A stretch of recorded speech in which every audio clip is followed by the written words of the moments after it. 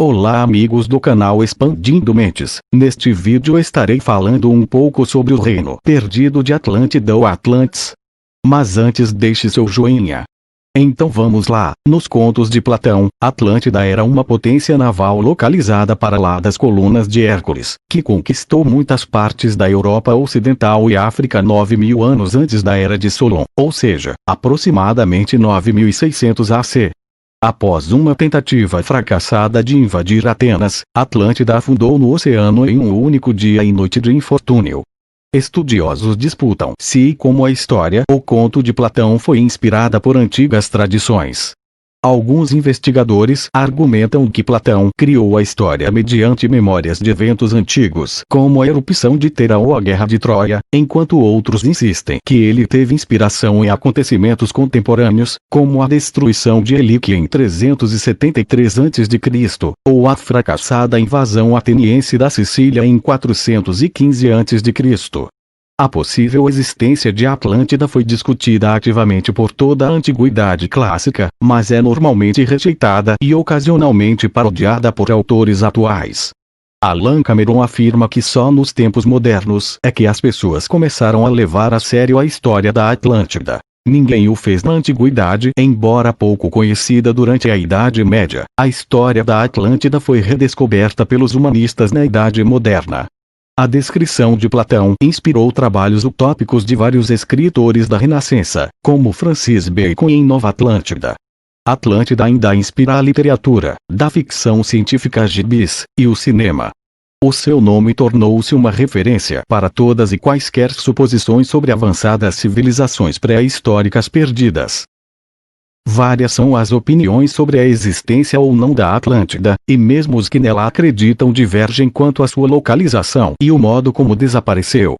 A primeira referência sobre a Atlântida aparece em dois célebres diálogos de Platão, filósofo ateniense que viveu no século IV AC. No primeiro deles, Timeu, Critias, um dos personagens de Platão, conta a história de um povo que habitava além das colunas de Hércules, que hoje é o Estreito de Gibraltar, e cujos reis haviam formado um império tão grande e maravilhoso. No outro diálogo, chamado Critias, ou a Atlântida, Platão, sempre pela boca de Critias, fornece maiores detalhes sobre aquela sociedade. Conta que, quando os deuses dividiram as terras do planeta entre si, Poseidon, o deus dos mares, ficou com a ilha de Atlântida. Em uma montanha no centro da ilha vivia Cleitó, uma jovem mortal por quem o deus se apaixonou. Para proteger sua amada, ele isolou a montanha, rodeando-a com água e terra, fossos e muros. Alternadamente da união de Poseidon e Cleitó nasceram 10 filhos homens, em 5 pares de gêmeos. Poseidon dividiu então a ilha em 10 partes, uma para cada um dos filhos. O mais velho recebeu o nome de Atlas, que em grego significa suporte e que passou a designar a ilha inter-região autônoma. O trono era herdado pelo filho mais velho de cada um dos reis, e o poder se conservou assim durante séculos. A ilha, segundo Platão, era maior que a Líbia e a Ásia juntas, pelo menos do que se conhecia desses territórios na época. Muito rica, dispunha de grande quantidade de oricalco, uma espécie de liga de metal muito valiosa. Lá viviam muitos animais domésticos e selvagens, incluindo elefantes, e a terra proporcionava grande quantidade de frutos. Os reis tinham todo o poder sobre seu reino e faziam a maioria das leis, podendo castigar e condenar à morte quem quisessem. Contudo, o poder de um rei sobre outro era ditado pelos decretos de Poseidon. Uma inscrição gravada pelos primeiros reis sobre uma coluna de oricalco que se encontrava no templo em honra a Poseidon, no centro da ilha, ordenava que eles se reunissem periodicamente a cada 5 ou 6 anos, quando acontecia um julgamento mútuo. A cerimônia se iniciava com ritos táureos. Os reis ficavam sozinhos no recinto sagrado de Poseidon, onde eram soltos vários touros. Eles tinham de capturar e degolar os animais, após o que se aspergiam com seu sangue. Jogavam parte dele no fogo, enquanto juravam respeitar as leis sagradas. Ao anoitecer, vestidos com belas túnicas, sentavam-se para serem julgados uns pelos outros, e esses reis permaneceram durante muitas gerações ligados às leis divinas e, como conta Critias, mantinham seu senso de justiça. Mas, com o decorrer do tempo, abandonaram o princípio divino e passaram a ser dominados por humanos, tornando-se ávidos de poder. Foi então que começou a decadência. Zeus, o deus do Olimpo, decidiu tomar providências e promoveu uma reunião com todos os deuses. Nesse ponto, Platão interrompe a narrativa. Entretanto, retomando o Timeu, é possível saber como Platão imaginou o fim da ilha. Durante um dia e uma noite horríveis, todo seu exército foi tragado de um golpe pela terra, e ainda a ilha de Atlântida afundou no mar e desapareceu. Junito de Souza Brandão, um dos maiores especialistas brasileiros em mitologia, que estuda há 40 anos, e autor do livro Mitologia Grega, não acredita na existência da Atlântida. Para ele, o interesse pela história de Platão atravessa milênios porque é inerente ao ser humano buscar um modelo de paraíso e a Atlântida realmente existe submersa dentro de cada um que a busca. Para afirmar sua tese, Brandão aponta o recurso usado por Platão de localizar a história em um tempo bastante remoto. Na obra Timeu, Critias conta que tomara conhecimento da Atlântida por seu avô, que por sua vez a tinha ouvido de seu bisavô, que ouvira o tal relato do governador ateniense Solon, 630 a 560 AC. Solon ficou sabendo da existência da Atlântida em uma de suas viagens ao Egito. Nessa ocasião, alguns sacerdotes lhe contaram que possuíam escritos narrando como Atenas havia conseguido vencer o povo atlante quando esse tentou subjugar a cidade. O fato teria ocorrido por volta de 900 anos antes de Solon, ou seja, em cerca de 10.000 AC. A origem da Atlântida, assim, perde-se no tempo. As primeiras culturas urbanas cuja existência pode ser comprovada através de restos arqueológicos começaram a se desenvolver na Mesopotâmia por volta de 2800 AC. Várias são as hipóteses que buscam explicar a real localização da Atlântida, e muitas delas a colocam na região do Mediterrâneo.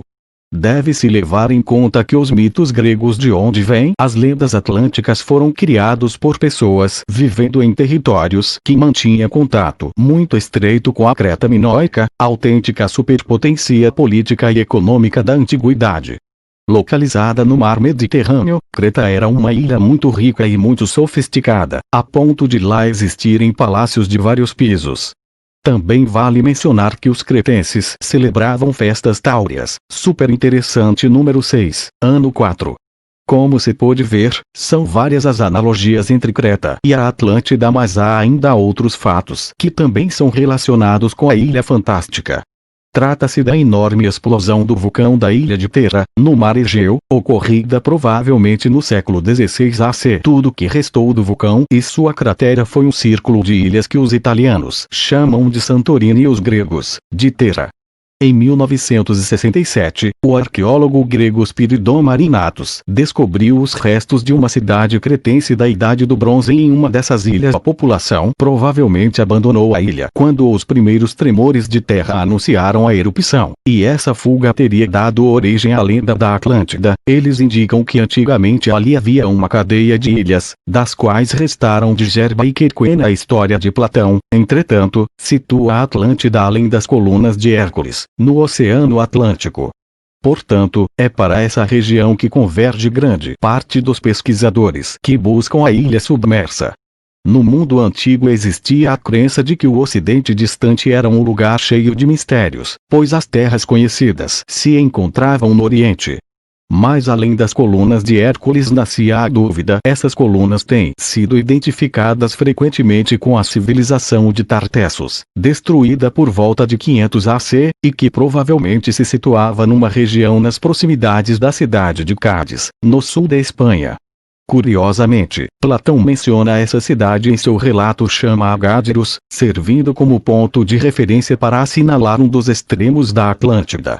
Para muitos, há coincidências suficientes entre a civilização de Tartessos e a descrição de Platão para identificá-la como sendo a Atlântida.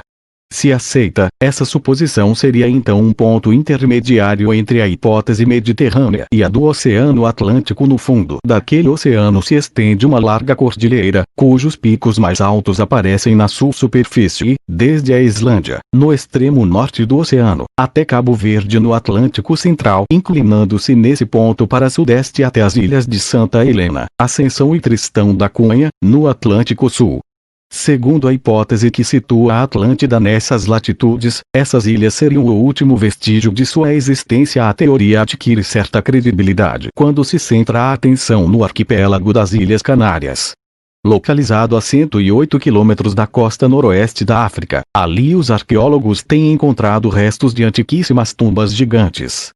Uma das hipóteses que permeia a teoria da Atlântida é que seus habitantes seriam muito altos, porém, pesquisas antropológicas revelam que os antigos habitantes das Canárias vinham das costas africanas e teriam trazido consigo uma cultura rudimentar do período neolítico, por volta de 5000 AC. Outro dado revelador é que, à exceção das Canárias e dos demais picos mencionados, toda a Cordilheira Atlântica tem estado submersa por pelo menos 60 milhões de anos. A história do homem, como grupo específico, desligado das diferentes raças de hominídeos, abrange meros 600.000 anos. O patamar submerso de Doggerbank, no Mar do Norte, seria outra das possíveis coordenadas. Em outros tempos, ele não esteve coberto pelas águas e, mais importante, era habitado. Porém, os restos de ossos e utensílios recolhidos mostram que o desastre que ocasionou seu afundamento aconteceu no Paleolítico, há aproximadamente 500.000 anos. Os sobreviventes, dotados de uma tecnologia extremamente rudimentar, dificilmente poderiam navegar à deriva por uma grande extensão de água e chegar às costas europeias e egípcias, levando consigo a recordação da catástrofe.